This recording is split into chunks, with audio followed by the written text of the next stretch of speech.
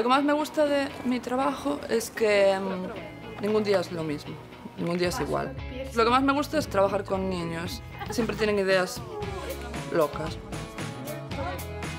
En el año que estuve haciendo el voluntariado fui a trabajar con jóvenes, a enseñarles a hacer vídeos, porque yo realmente sabía más o menos cómo usar una cámara, cómo hacer vídeos, cómo editar, pero no sabía enseñarle a los otros a hacerlo. Después de 4 años, pues sigo en Eslovenia, ya no como voluntaria, pero trabajo en la organización en la que hice mi voluntariado europeo.